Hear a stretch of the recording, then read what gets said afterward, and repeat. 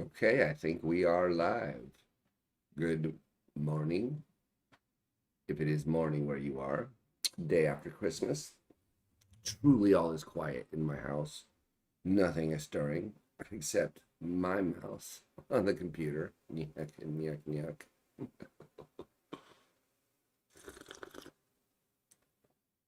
yuck. Guess I should shut down my email if I'm gonna do this, but my intention is just to test out my OBS broadcasting live streaming capabilities here. This is really the only time that I have that's quiet around my house. The kids are out of school for this week. So if I was going to get anything done, I figured I'd get up a little bit early, day after Christmas. Everyone's sleeping in. All joyous occasions are spent and accounted for. So a little bit of quiet time for myself. We'll see how this goes. So far, so good. Okay, so my intention then is to test this out by, it seems like my audio is kind of low, so I'm gonna have to look into that. I don't know exactly why that is the case. I don't even see, so maybe the audio is not even recording. We'll see. But while I have the time, I wanted to listen to this talk by Jonathan Birch.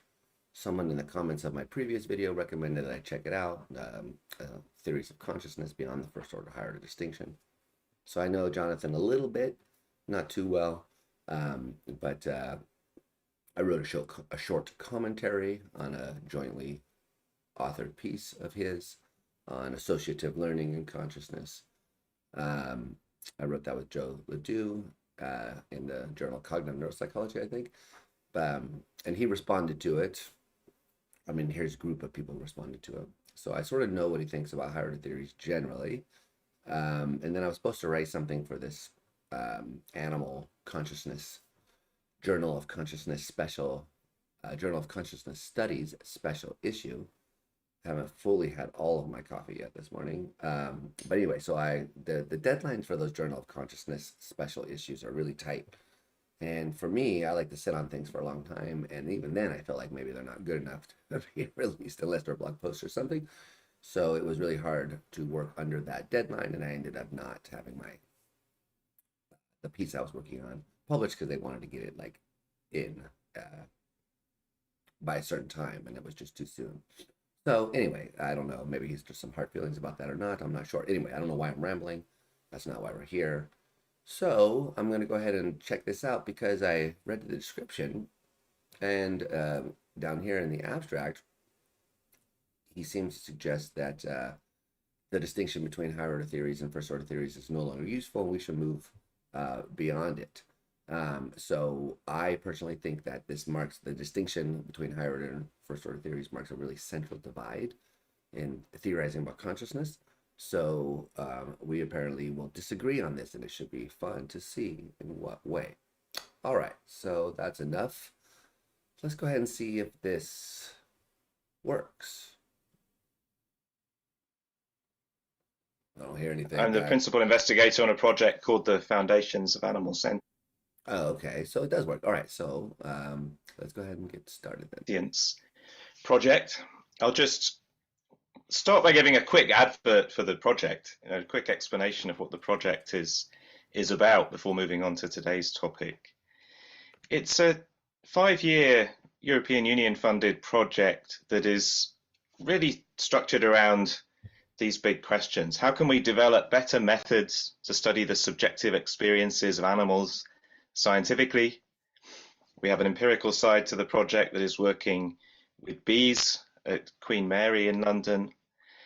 And how can we put the emerging science of animal sentience to work to design better policies, laws, and ways of caring for animals? And we've been doing a lot on both of these questions over the last 2.5 years. If you want to find out more about what we've been doing, you can go to our project website, which is the link on the slides. And also, if you want to bring up these slides in a browser window, if some of them go past you a bit fast, if there's a bit too much text, you can go to bit.ly/birchhot to bring up the slides in a browser window, and then you can click through to some of the links that are in there as well. So we've been asking, how can we study the subjective experience of animals given ongoing uncertainty about its neural basis and functional profile. By the way, this was what the special issue that I was supposed to contribute to was about.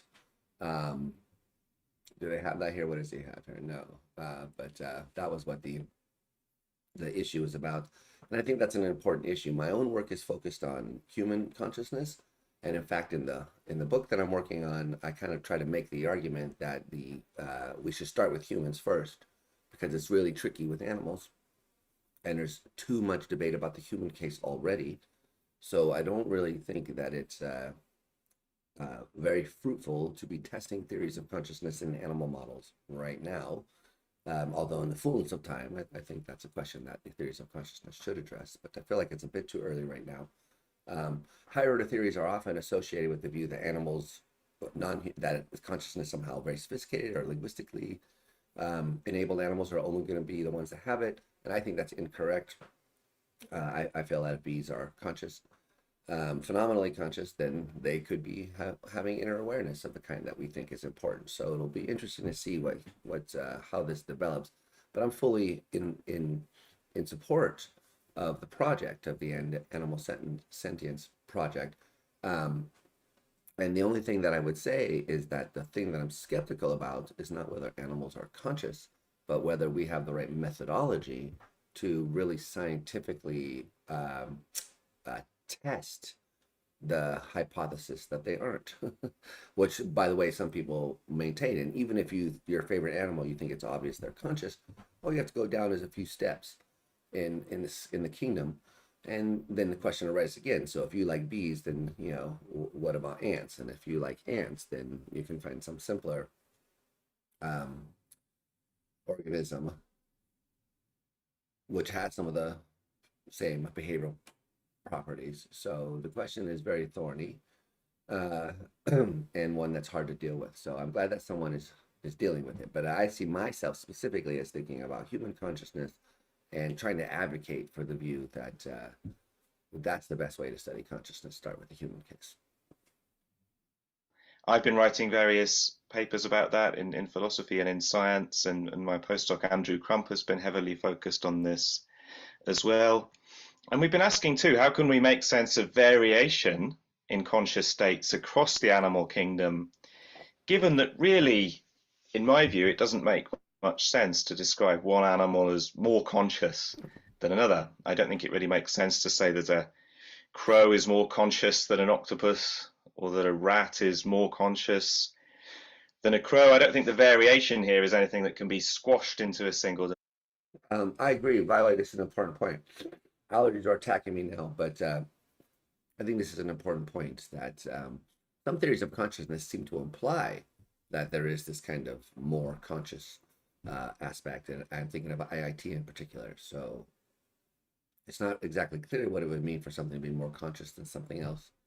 Uh, have better behavioral capacities and have more complicated contents of your experience, of course, that might be what we mean by more conscious. But other than that, it's not clear to me what else it could be.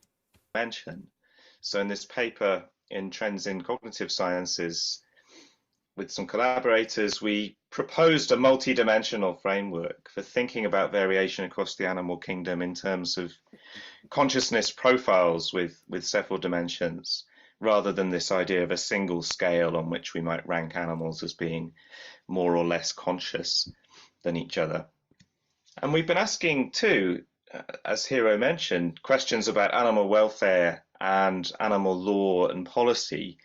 How should policymakers respond now to a complicated evidential picture, given our huge uncertainty about these issues?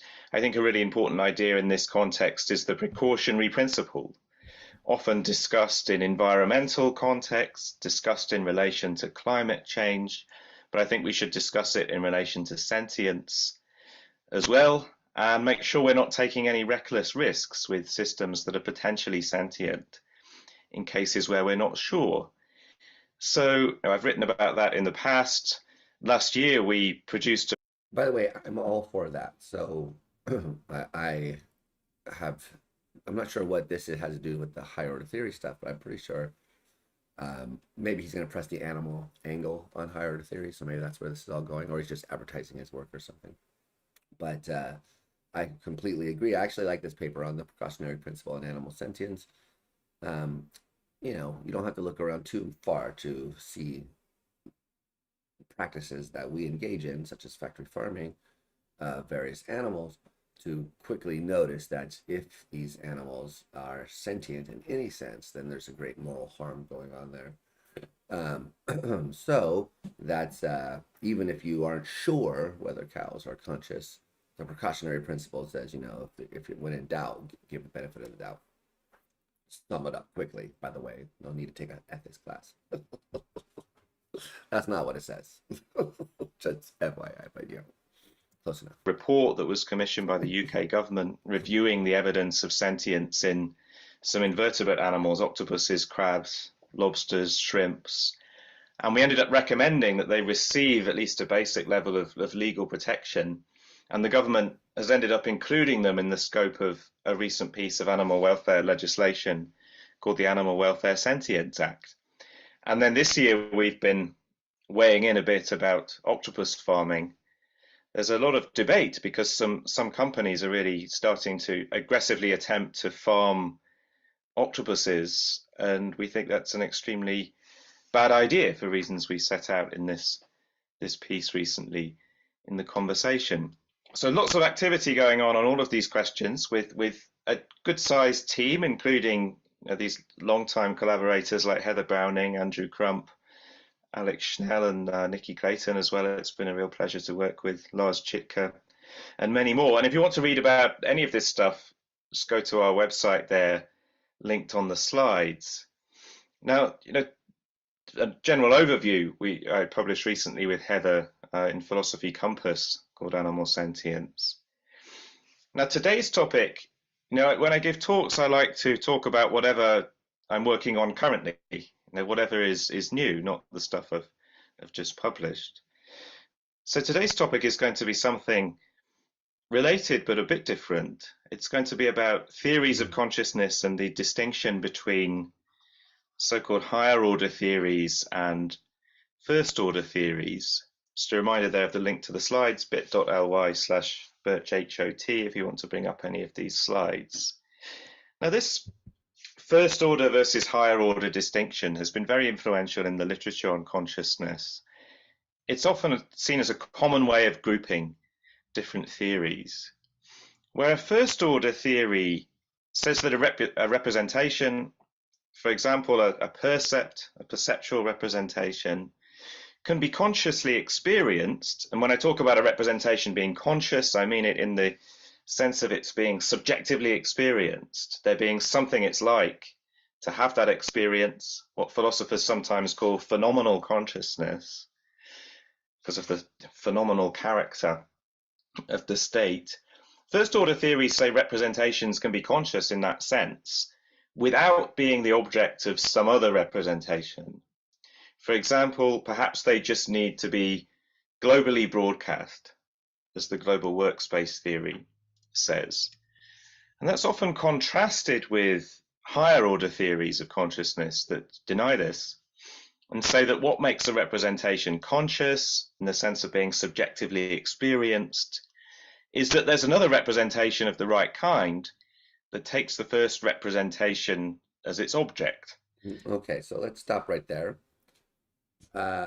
This is very typical, in my opinion, way of presenting this distinction, and I think it's creating a lot of problems. So if this is the way the distinction is going to be used in the talk, then we may see why he thinks. We may actually agree, is what I'm trying to say, that there is a reason to move beyond this distinction. So the way he defines a higher order theory is that there's some representation which gets made conscious by being the target of another representation, as he puts it, that takes it as its object. So that's one interpretation of higher order theories.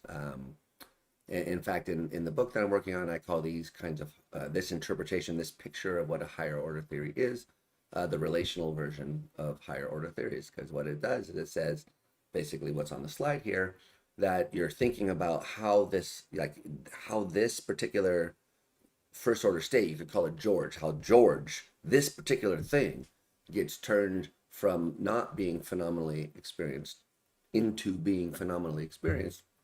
And the answer is, well, it's the object or target of a higher order representation as a perfectly respectable interpretation of what higher order theories are doing, but it's not the whole everything.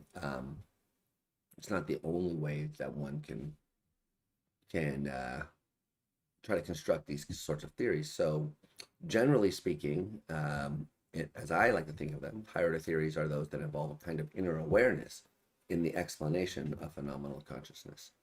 So, inner awareness could take the form that Birch is suggesting here.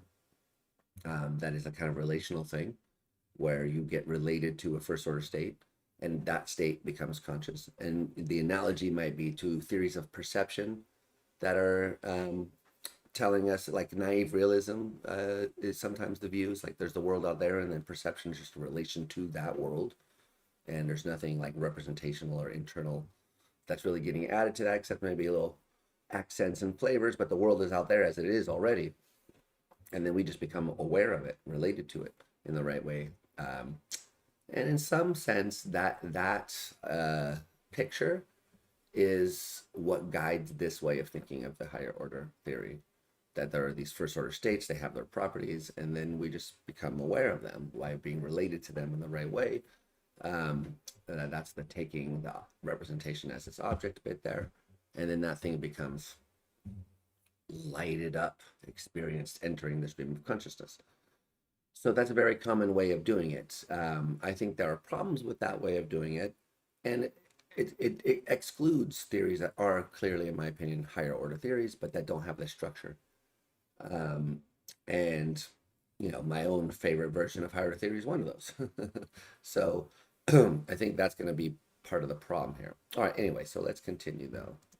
Some kind of inner awareness, as it were, that is scanning around what is going on in the brain and what other Wait, he said the right word there, so let's rewind and see what he said about that. experienced, is that there's another Wait, hold on. being the object of some other representation. For example, perhaps they just need to be globally broadcast, as the global workspace theory says. And that's often contrasted with higher order theories of consciousness that deny this and say that what makes a representation conscious, in the sense of being subjectively experienced, is that there's another representation of the right kind that takes the first representation as its object. Some kind of inner awareness, as it were, that is scanning around what is going on in the brain and what other things are being represented, and that is taking as its object some of those perceptual representations of the. Oh, okay, so you can see that he has a particular interpretation of what inner awareness is, namely a kind of scanning and taking a hold of certain things that are already there with the properties that they already have. That's probably why he's going to be talking about PRM, the perceptual reality monitoring theory developed by Hak-Wan Lau. And Hak-Wan, I've known him for a long time, and we've written papers together. Before he was calling it the PRM, perceptual reality monitoring view, we worked together on what we call the joint determination version of higher order theory, and I think that he's modified and changed his views a bit since then. But basically, Hak-Wan does have this picture that there's a kind of pointing at a first order state, a kind of directly like pointing to it, and then that pointed to state becomes conscious. So that's one interpretation, but that's not, and that's perfectly good interpretation in some ways, but it is not the distinction between higher order theories and first order theories, which is what he's discussing here. It's a distinction between one particular version of higher order theory and I guess one particular version, the global broadcast version of world or this first order stuff. So anyway, all right, let's continue. It's pretty clear though that this is, in my view, a pretty myopic way of defining the distinction, which I see as encompassing the entire field. Theories which invoke a kind of inner awareness in the explanation of phenomenal consciousness and those that don't. So global broadcast theory, some versions of it don't, but you could have versions of it that do. So I don't think that just because it's a global workspace or global broadcast is involved, that automatically makes it first order theory. And just because there's a kind of meta representation involved doesn't automatically make it a higher order theory. What's important is that the kind of meta representation uh, is an instantiation of a kind of inner awareness, which does the required work of making you aware of your own mind. Okay, so there's lots of metacognition and meta representation that presumably doesn't have anything to do with the role of inner awareness. It has something else, some other psychological role. One presumes at any rate. Okay, so shall we continue? By the way, I don't know. I'm looking at OBS over here. It says there's a chat rate. I don't know what a chat rate is. Are people chatting? Hey, people. I don't know how to work this thing. So if anyone's watching this and writing something in the chat, I can't see it, but hello. It's early on Christmas day after. What is this, the second day of Christmas? Yeah, I think the first day of Christmas is Christmas Day, right? I don't know. Anyway, shall we continue or not? I can already predict based on this slide where this is going. So let me predict. A, he's going to argue that some version of meta representation,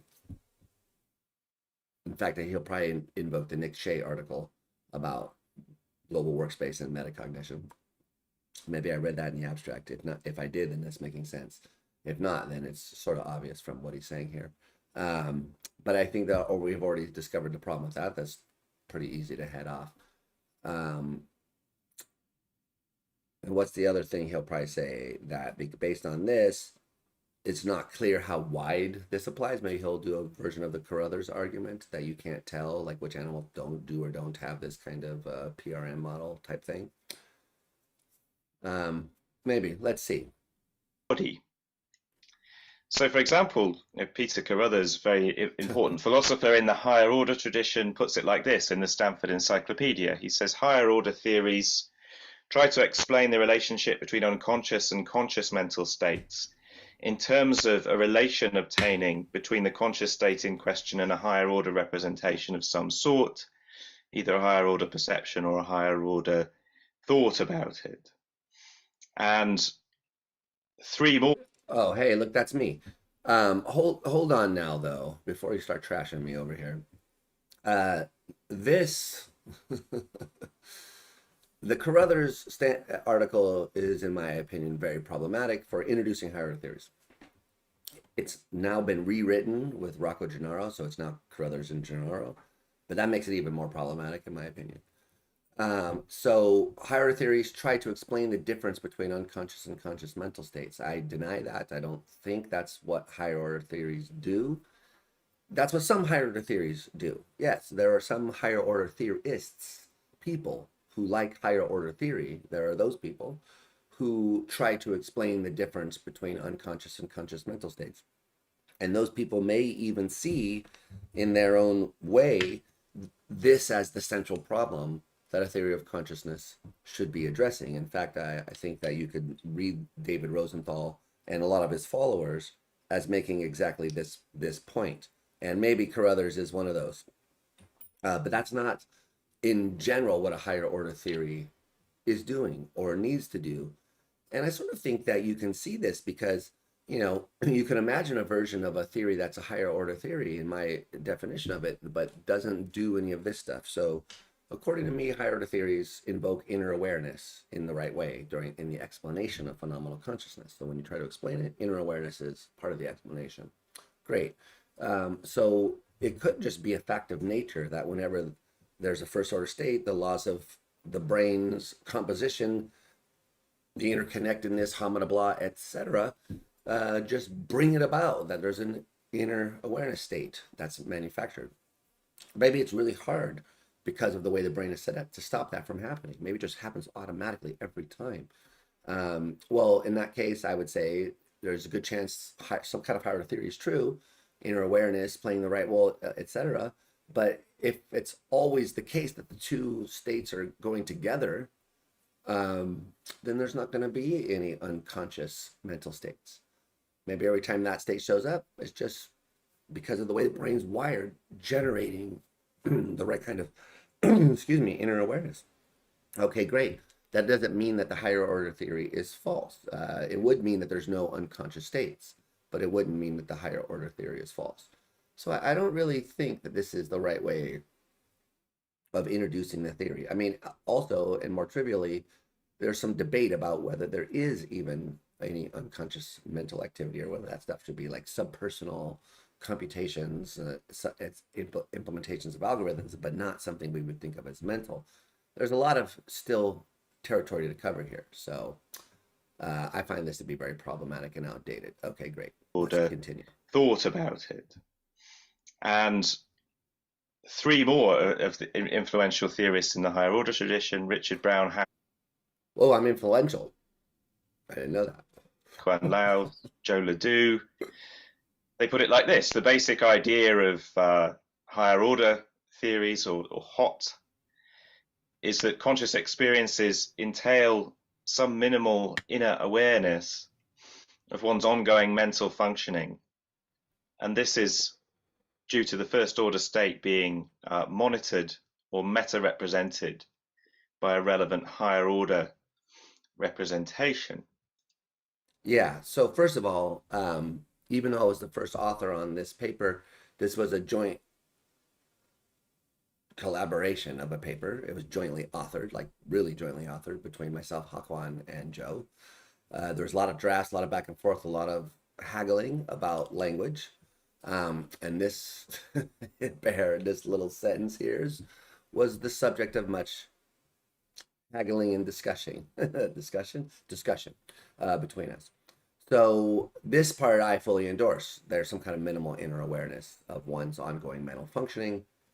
Okay, so the second part, uh, I tried to word it in a way that I could generally agree with it, but I don't fully 100% agree with it. So, and this is due to the first order state being in some ways monitored or meta represented by a relevant higher order representation.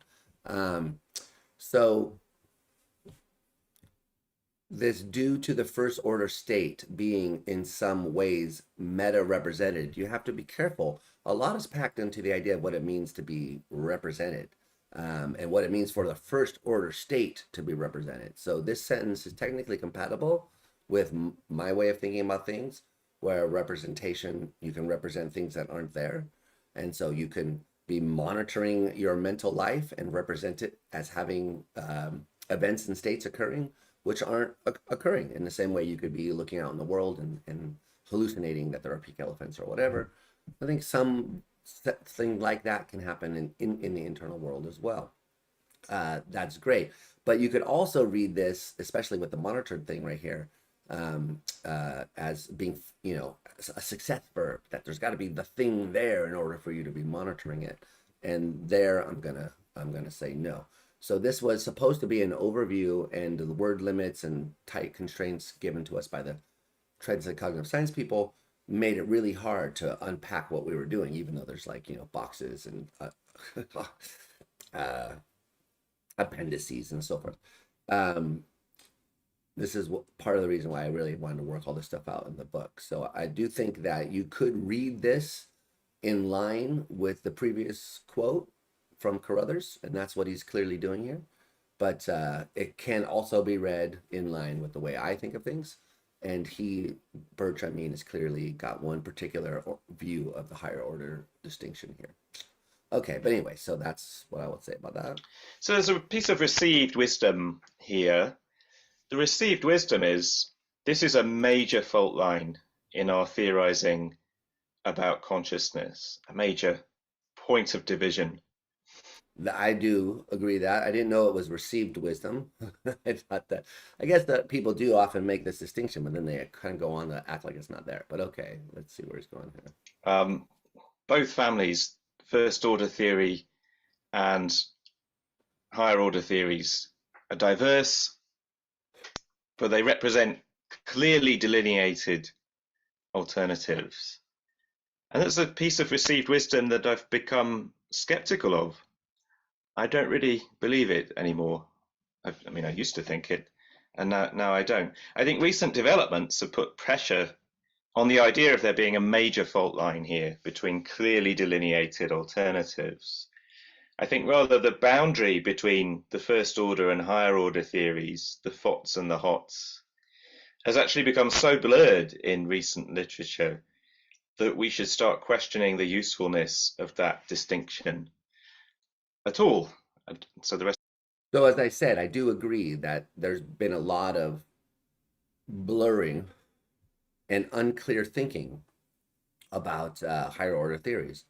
And I would point my finger at certain people in the literature, and particularly very influential persons who I think have done some harm in the way they present, using that word harm in the most general sense to include causing confusion amongst researchers trying to understand these things. So it's low level harm, but still, people are trying to figure out where the philosophical theorizing, which is in some ways stems back to Aristotle, maybe through Kant, Descartes. I don't know. So you can talk to people who find this higher order stuff going all the way back. Other historians say, please stop saying that. So who knows? However, something like inner awareness has popped up in Western traditions, Eastern traditions as being important. And when I went to a conference on this stuff in Taiwan, I went to a workshop on Eastern and Western interpretations of stuff. And I was surprised to find out there's higher order theorists in Buddhist and Hindu philosophy. There's first order theorists in Buddhist and Hindu philosophy, and they debate each other. They give arguments, and some of them are similar to the ones that we're currently still engaging in. Some of them are not. So the idea that this has been around for a long time, but it's been in philosophy. So it's only very recently. That's what I was going for there. In both traditions around the world, something like inner awareness has shown up, but it's been in philosophy. So it's only recently that neuroscientists have started to take an interest in saying, okay, so what can we do and how can we add to this discussion of checking these out? And there's been some neuroscientists who propose their theories of consciousness, but the higher order tradition comes from philosophy, and it's got a specific language involving intentionality and representation. And the neuroscientists use a slightly different language. They use the same word representation. They often mean different things by it. So it's all very confusing. So I do agree that there has been some confusion over this issue. I still think that once you clear it up, the distinction is a major one, and that the received wisdom on the slide here is indeed wise. Okay. Of the talk will make a case for that claim. I mean, before going into the case for that claim, let's pause for a moment to reflect on its wider significance and its significance for some of those debates about animals that I started the talk with. Because it's often said that there's a very close connection between this first order versus higher order issue and animal consciousness. In fact, before I even started on this ERC project, I had a conversation with Dave Chalmers, I think in 2018, where he was saying to me, surely this is the crucial issue, isn't it? I mean, you've got to sort out this first order versus higher order thing before you can say anything about animals, because the facts about which animals are conscious will depend crucially on whether a first order view or a higher order view is correct. And I was sort of thinking, I don't really see it that way, but I couldn't really explain why I didn't see it that way at the time.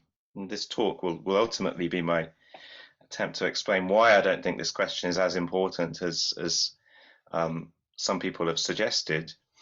But anyway, it's certainly sometimes said that many more animals are likely to be conscious if a first order theory is correct. And you can intuitively see why that might be true. I mean, for sure, some specific. I mean, I don't intuitively see why that may be correct, unless you're assuming a lot of stuff about what inner awareness is.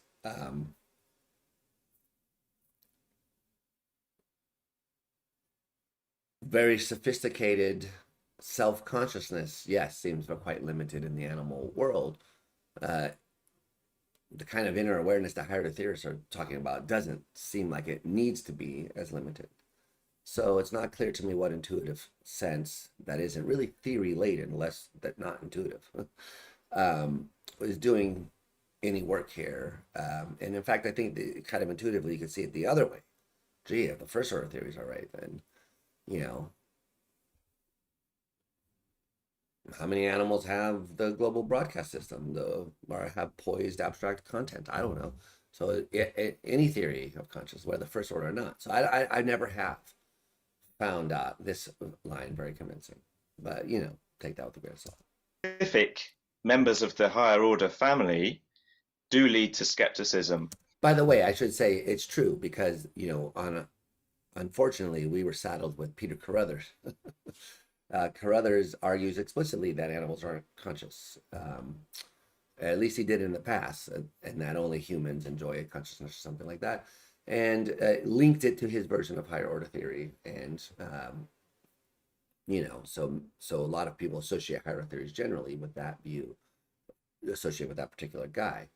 I remember I met him at a conference. This was back when I was a grad student. I kind of didn't really know this about him. We were having lunch or something like that. And he was talking about primates and how he didn't think they were conscious, like didn't feel pain and stuff. And I was just like, what the fuck are you talking about, dude?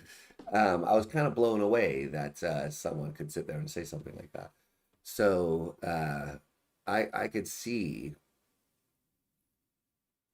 why people would react in a certain way to that claim. And then when you tag it to a certain theory of consciousness, which doesn't seem to me to follow at all, maybe if you have a very specific interpretation of how that stuff, what a concept is, what a higher order thought is, how that gets implemented in the brain, it's like 7 steps down the road, then I can say, okay. But I think that generally the Chalmers point that Bert here was talking about needs a lot of modification first. Yeah, you got to sort this higher order, first order theory stuff out, but then you got to say how this stuff gets implemented in the brain before you can say anything about animals. You can't just say something about the psychological level. You have to say something about how the psychological level gets implemented at the neural level. So that's why higher order theorists usually advocate for this 2-step process. Step 1, psychology, theory of consciousness. Step 2, philosophy of neuroscience. How does that psychological stuff relate to the brain? Philosophy of neuroscience / cog neuroscience. So it's 2 steps. You don't want to skip either step. About animal consciousness. And Peter Carruthers has been very much in that tradition. He no longer endorses a higher order theory. He's still skeptical about animal consciousness, but not for reasons that have to do with endorsing a higher order theory, according to his latest book. But in the past, 2000 and earlier, he was a very strong advocate of a higher order theory of consciousness, and he had a particular version of it that required a theory of mind module, where the relevant higher order thoughts, the relevant inner awareness, as it were, is something that is generated by having a theory of mind module that evolved to help us attribute mental states to others, and then turning it inwards onto ourself, so that we're now attributing mental states to ourselves. Now that's one version of a higher order thought view, on which it probably is, if that were true, very few other animals, if any, would be conscious. I mean, Carruthers always found it unlikely that other animals possessed the relevant kind of module. By the way, this whole do animals have a theory of mind module question is itself a huge mess for anyone who cares. It's not easy to answer that question. So, of course, it's going to be hard to say which animals do or don't have this because it's highly contested. But yeah, so one specific version of higher order theory have this. You could find versions of first order theory that have this too. I mean, the simplest version would just say you need to have a soul. Dogs don't have souls, therefore they're not conscious. Okay, great. So that's a first order theory. But it would rule out a lot of animals. So it depends on the implementation, the specifics, what you say, not just which camp you're in. Yeah. In the 80s, this led him to some extraordinary claims about animals. For example, he said much time and money is presently spent on alleviating the pains of brutes that ought properly be directed towards human beings. Many are now campaigning to reduce the efficiency of modern farming methods because of the pain caused to the animals involved. If the arguments presented here have been sound, such activities are not only morally unsupportable, but morally objectionable. I mean, that's not what he says now. Yeah. That's not really a view that I think anyone really expresses openly Yeah, no shit. anymore. Um, and yet, there must be a lot of people who still think this. Really? There must be, in particular, a lot of people sitting on company boards of farming companies who still think this, because if they didn't, why would they be allocating their resources in the way that they are? So I think this view Carruthers was expressing in the 80s, it's not been cancelled, it's a view that rules the world and deserves to be challenged.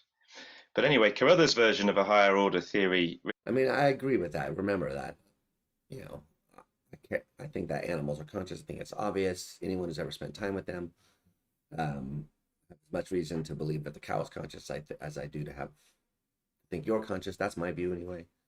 Scientifically, can you prove it? Then it gets harder. The methodology is quite tricky, but that's a methodological issue. But so the moral stuff I think is even if you are sort of not sure if animals are conscious, I think the precautionary principle stuff works. So I'm on board with all that stuff right here. What I don't really understand is why he's saying some specific higher order theories do lead you to skepticism. That's true, and I guess I could see why he's belaboring this point. But this is a very like idiosyncratic. I won't say idiosyncratic. That's mean. Idiosyncratic view. Carruthers has this particular view. He has always had that view. It's not tied to higher order theory. As you can see already from what he said, he's now sort of given this up and sort of adopted what everyone already knew his theory was, which is a version of global workspace theory. Only he didn't know that. So, but still, his views about animal consciousness stem from his views about animal consciousness, not because of a theory that led him there. It's his own views. And then he tried to argue for them based on a theory of consciousness, which no one ever adopted and no one has ever supported. So this version of higher order theory had exactly one defender, and that was Peter Carruthers. I don't even think he had any students who defended this view. In fact, I think most of the people who ever heard of this view thought it was not very plausible and not a good version of higher order theory, and it never generated any interesting questions or uptake. So whatever, he gave it the old college try, and then he gave this view up because of those reasons, as far as I understand it. He says no, there's no empirical reason to think the theory of concepts I rely on is true. So okay, now the global workspace theory, there is some empirical reason to accept that. Not as a theory of consciousness, I would say, but as a thing which is in the human mind and implemented in the brain. I think there's some evidence for a global workspace. I don't think it's conclusive. I think we don't know whether there is a global workspace, but I think there's some reason to think there is. It makes sense of a lot of stuff, etc. Good theory. So insofar as it's a good theory, then we do have the question, how widely implemented is this? And I think that part of this Carruthers stuff in his more recent incarnation is just that point. We can see that the global workspace is partially implemented in various animals. So therefore, if this is what consciousness is, then we sort of have to say that consciousness is partial in those animals. But that doesn't make any sense. So we kind of got to give up this idea of asking whether the animals are conscious. It's not a question that makes sense. That's the modern Carruthers, as I understand them. Okay, so this, I mean, I see where he's going here, but this seems less significant for the overall point that he's trying to make in the talk, and more like challenging this specific point of a specific theorist, which I agree should be challenged. He did lead to skepticism about animal consciousness. And it's also true that some specific first order theories, okay, good. Like, for example, Michael Tighe's from the 90s, are taken by their advocates to imply wide distributions of consciousness. For example, Tighe has long argued that bees are conscious. And I'm someone who takes that very seriously and thinks there's a Yeah, by the way, so this again is I don't really understand why this is happening, but he's tying everything to specific theorists in a way that's strange because Michael Tai does think bees are conscious, and Michael Tai also has his particular view, which some people have argued actually is a higher order view. So when you actually get down to it, yeah, Michael Tai says, I'm a first order theorist and I deny all this higher order stuff. But does he really? Because when you get down to it, there's a lot of abstract and lexical content of a first order representational kind. But then you say, gee, is that enough for consciousness? And Tai says, no, it's got to be poised. Well, you say, that's interesting. What does that mean? Well, it means it's got to be playing a role which almost seems like inner awareness. So if it's not, then it's not clear why it's not.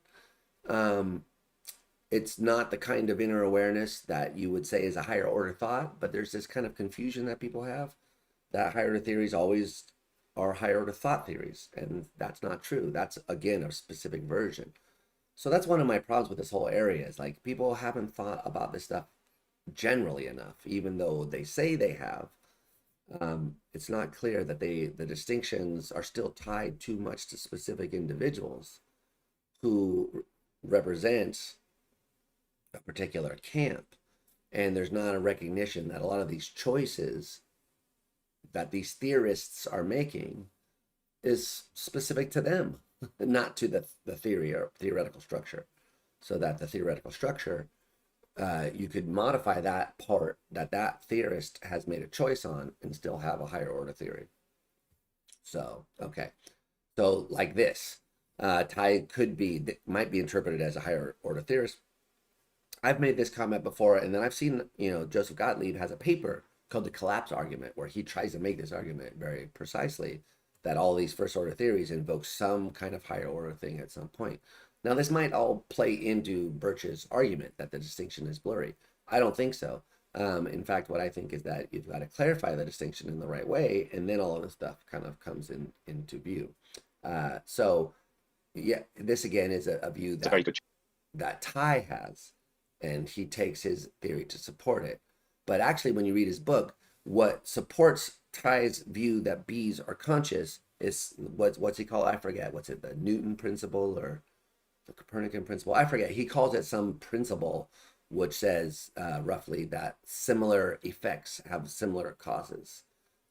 So that when I act in a certain way as a result of consciously experiencing pain, and a bee acts in a similar way, it's reasonable to infer that the similar effect is produced by a similar cause.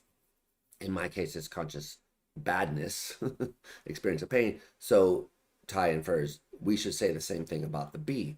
That doesn't have anything to do with theories of consciousness, notice. That has something to do with a general principle about how you explain certain things. So once you start thinking about conscious and unconscious, and could this behavior be done in an unconscious way without experience, then you can ask the question, okay, so should like causes be explained in like ways all the time?